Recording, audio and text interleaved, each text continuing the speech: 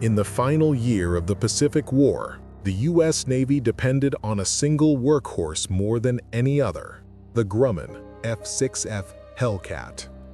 Rugged, simple, and brutally effective, the Hellcat dominated the skies from 1943 onward.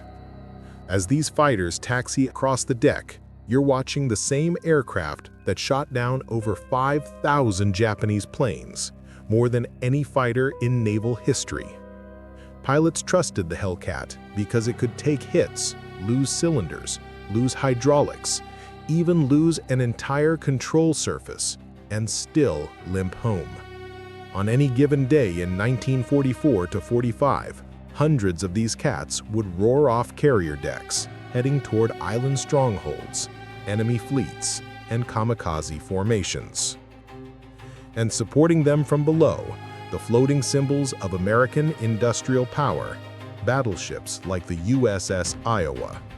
Here she is under full steam, 887 feet of armor and firepower, the pride of the U.S. Navy.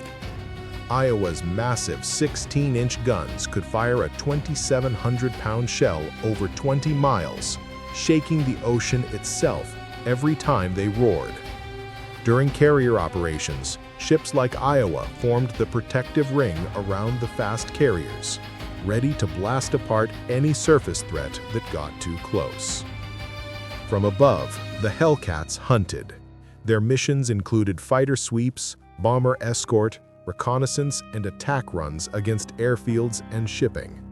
Flying over the endless blue Pacific, pilots could spend hours scanning for enemy silhouettes, sometimes only finding waves, sometimes finding death diving straight at them.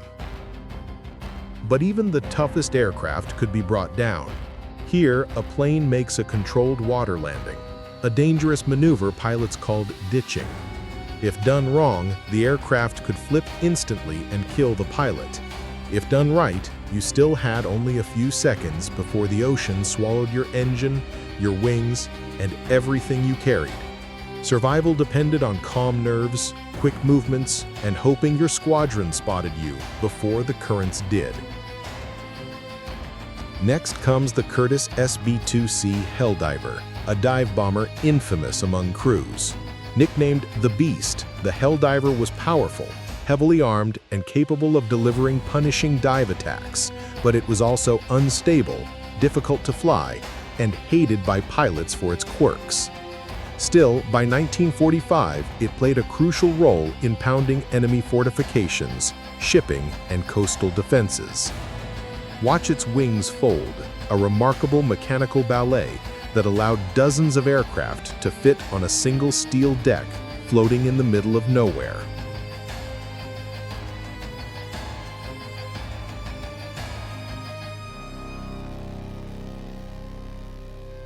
A carrier deck was a living machine.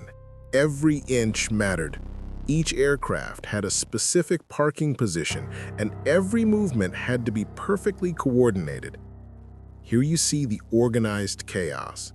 Hellcats, Helldivers, Avengers, each with their own mission, each relying on deck crews who worked around the clock, often on no sleep, soaked in sweat, oil, and aviation fuel. The man speaking to the plane captain is the pilot, but the captain? He's the soul of that aircraft. He checked it, refueled it, armed it, inspected every control surface, and made sure the pilot walked into battle with a machine that wouldn't fail him. Pilots lived because of these men, and they knew it. Accidents were constant.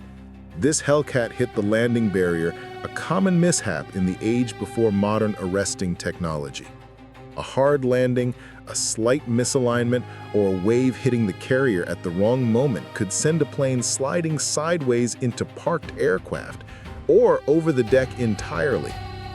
Deck crews risked their lives every hour, sprinting into danger zones to pull pilots out or drag burning wreckage away before fuel ignited. For the pilot climbing out, it's one more day cheated. Carrier aviation was unforgiving. Everything tried to kill you. The enemy, the weather, mechanical failures, and even the ship beneath your feet. Surviving a barrier crash without injury meant you'd probably fly again the next morning. And here, the Helldiver returns from a mission, wings vibrating from the stress of a dive, engines scorching hot, bomb racks empty.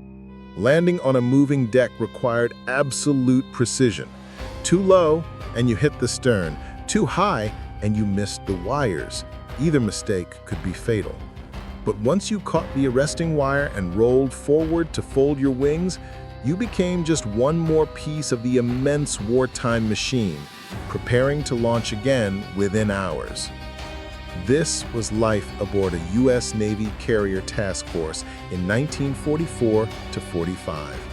A world of noise, danger, and relentless operations, producing the air power that pushed across the Pacific island by island until Japan itself lay within reach.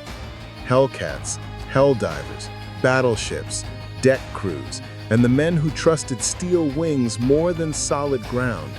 They formed the sharp edge of a war fought over oceans wider than empires. And every scene you just watched, every aircraft taxiing, diving, crashing, or returning home is a fragment of the enormous human and mechanical effort that ended the deadliest conflict in history.